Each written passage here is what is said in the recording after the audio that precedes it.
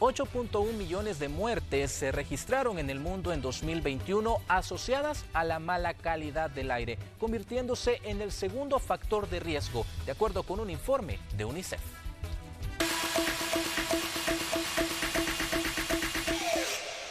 Únicamente superado por la hipertensión en términos de población total y la nutrición en el caso de niños. Y hay millones más que justo ahora viven con enfermedades crónicas relacionadas a la contaminación. Es que lo que pasa es que no hay ningún control en cuanto a las emisiones. Aquí tanto las emisiones fijas como las emisiones móviles no tienen ningún control. Y sí, la mayoría asociadas a la neumonía y a la enfermedad pulmonar obstructiva crónica EPOC, que dependiendo del estado del paciente podría llegar a costar entre $50 semanales en los casos más leves y entre $200 a $250 semanales en los casos más complicados.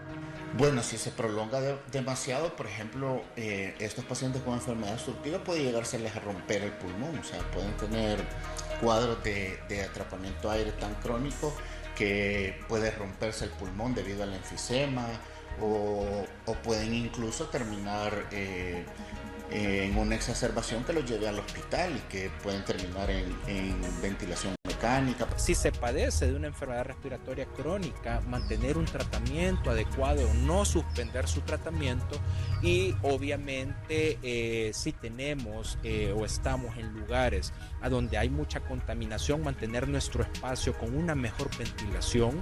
Pero también estaría relacionado estrechamente a enfermedades cardíacas, accidentes cerebrovasculares, diabetes y cáncer. Nosotros siempre lo asociamos nada más con aquellos pacientes que son asmáticos, con los que tienen enfermedad pulmonar obstructiva crónica, que nosotros la veíamos EPOC, con los que tienen rinitis estacional, etc. Pero la verdad es que la mala calidad del aire nos puede afectar incluso a los pacientes o a las personas que no tengan ninguna patología respiratoria. Hay elementos químicos que le afectan el sistema nervioso central, sistema nervioso periférico, ¿verdad? Varios órganos, porque el pulmón, cuando absorbe algún tóxico, no se queda con él. Algunas partes quedan, lo pasa a todo el cuerpo. Y después llega al hígado, por ejemplo, y el hígado no reacciona ante ese tóxico. Entendamos entonces cómo funciona. La mayoría entran por material particulado, también llamado contaminación por partículas o PM por sus siglas en inglés. Una mezcla de sólido y líquido que puede llegar a medir 2.5 micrómetros. Dimensionemos su tamaño. El grosor de un cabello puede ser de 50 a 70 microgramos, es decir, que la PM sería 30 veces más pequeña, que comienza alojándose en los pulmones, pero rápidamente llega al torrente sanguíneo. A la hora de respirar y a la hora de ver hacia los alrededores y poder observar el smog que se tenía, por ejemplo, en la ciudad de San Salvador. Entonces, yo creo que en general, en los últimos años, la calidad del aire ha empeorado. El Ministerio de Medio Ambiente genera, digamos, reportes de la calidad de aire y se puede ver cómo efectivamente a través de los años está ido empeorando, a pesar de que se hacen algunas acciones o medidas para compensarlo. Por ejemplo, reglamentar más los componentes de los combustibles para que sean menos contaminantes. Y ojo, porque no son las únicas. Se encuentra el ozono troposférico, el monóxido de carbono, los óxidos de azufre y el dióxido de nitrógeno. Dentro de los contaminantes criterios que se tiene a nivel estándar mundial o internacional, podemos medir el dióxido de nitrógeno, podemos medir el ozono troposférico, podemos medir unos compuestos que se llaman compuestos orgánicos volátiles, que por ejemplo el formaldehído nos puede dar una idea de este tipo de compuestos orgánicos volátiles. También entran el material particulado.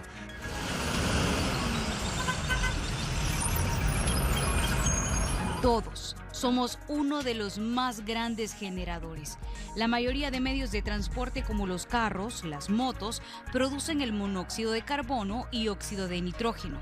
Las fábricas también emiten contaminantes altamente peligrosos, además de los que se producen de manera natural como las actividades volcánicas, la emisión de gases por procesos digestivos de los animales, entre otros.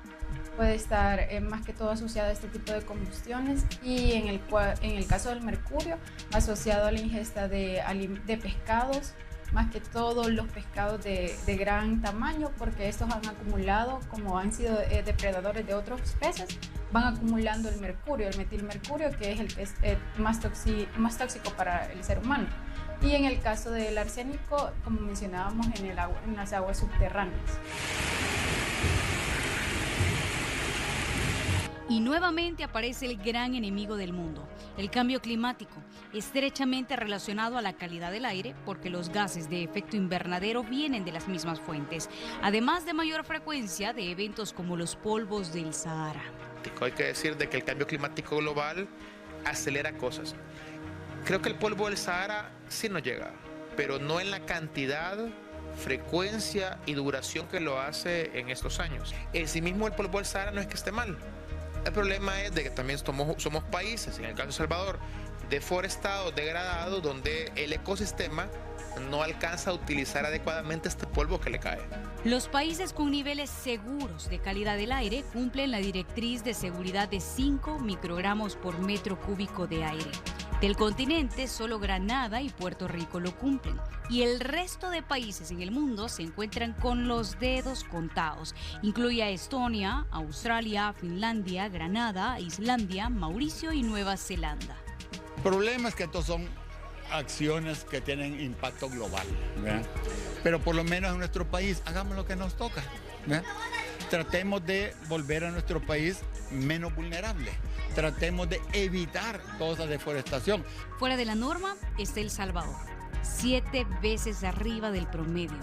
Esto se detectó a través de las estaciones automáticas de la red de monitoreo de la calidad del aire, ubicadas en la Ciudadela Don Bosco, en el Centro de Gobierno y en el Comando de Doctrina y Educación Militar. Se detectaron entre 39 y más de 50 microgramos por metro cúbico de aire en la semana del 1 al 8 de septiembre, donde los niveles se mantuvieron entre bueno y satisfactorio, pero que ya han llegado a peligrosidad, sobre todo en la época de Navidad y Año Nuevo. 2023 registró 508 microgramos por metro cúbico de aire. Pues yo creo que hay varios factores. Uno, efectivamente en El Salvador somos muchos y muchas, somos más de 300 personas por kilómetro cuadrado. Cuando el promedio en América Latina son, en América Central, más de 33 personas por kilómetro cuadrado. Somos muchos y muchas. Y todos estamos generando acciones que pueden degradar el ambiente. Todo esto se mide en una escala de colores para indicar los niveles de contaminación, donde verde es buena, entre 0 y 50 microgramos, y las autoridades no anticipan impactos a la salud. Amarillo es satisfactoria entre 50 y 100 microgramos. Anaranjado es no satisfactoria entre 101 y 150 microgramos. Y en esta parte se pide a las personas sensibles como niños, adultos y con asma evitar esfuerzos físicos. Sí, cuando hay combustión, ¿verdad?, de estos tipos de materiales, del humo en general, pues sí afecta al alvéolo, a los saquitos donde se acumula el aire en el pulmón. Entonces, al ser afectados a repetidas ocasiones, pueden empezar a fibrosarse o como a endurarse, como a hacerse cicatriz. Eso incluye los inhaladores, algunos medicamentos vía oral, algunos inhaladores de acción corta, porque utilizamos de acción larga preferentemente, pero a veces el paciente exacerba tan seguido que hay que ponerle medicamentos de acción corta.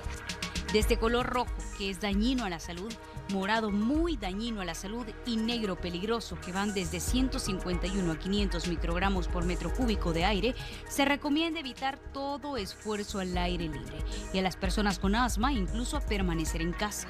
Utilizar la mascarilla es una de las medidas importantes para exponerse de una menor medida a todos estos componentes. Si se padece de una enfermedad respiratoria crónica.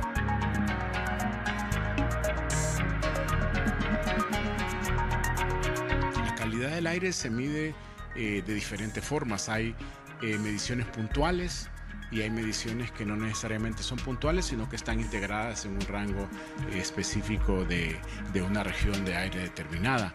Entonces aquí juega un papel muy importante la química y la física analítica. Los distritos de San Salvador y Soyapango son los que registran niveles más altos de contaminación. Hay días que sobrepasa el límite, pero no es la mayoría, digamos. Siempre que hay un evento extraordinario, según las condiciones meteorológicas también, si no hay lluvia, si no hay viento, ayuda a la estabilidad atmosférica, entonces no permite que la contaminación suba ni se disperse. Como vengo bastante seguido, tengo problemas alérgicos de estas cosas. Usted sabe que los buses le tiran una cantidad de humo que usted ni se espera. Sobre todo en horas pico, cuando el tráfico está a flor de piel y la mayor parte de los más de 1.5 millones de vehículos que hay en El Salvador están en tránsito. Casi siempre se dice un bus, pero no siempre son buses, son camiones, son carros.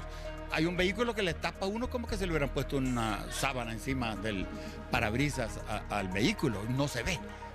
Mire, ir oliendo todo ese humo es altamente perjudicial a la salud. Y si usted pensaba que la calidad del aire podría mejorar los días domingo asociado a que la mayor parte de personas está en casa y los vehículos no están en tránsito, está equivocado. Un informe del Laboratorio de Espectroscopía Óptica de la Universidad de El Salvador revela que los niveles se mantienen. Puede ser que eso venga de la industria, porque hay muchas industrias que no paran el fin de semana, mientras que el tráfico vehicular sí. ¿Y por qué lo digo? Porque hay reportes, estudios que han hecho, por ejemplo, investigadores europeos que han venido a El Salvador a medir y mostraban de que o asumían o interpretaban, mejor dicho, que la contaminación venía por las fuentes fijas. Y obviamente eso es una gran contribución. Pero también hay que estar teniendo cuidado y monitoreando e investigando las emisiones por las fuentes fijas. Hay lugares, por ejemplo, el Boulevard del Ejército, que hay bastantes empresas. En la noche, si usted pasa por ahí, cuando no hay luz, mucha, ¿verdad? Se sienten grandes olores. ¿Por qué? Es cuando aprovechan algunas empresas para tirar todos sus venenos al aire. Porque a veces durante el día puede llegar alguien a reclamar. En la noche, como la gente está acostada, ¿verdad? Entonces todo eso ha hecho empeorar el aire terriblemente.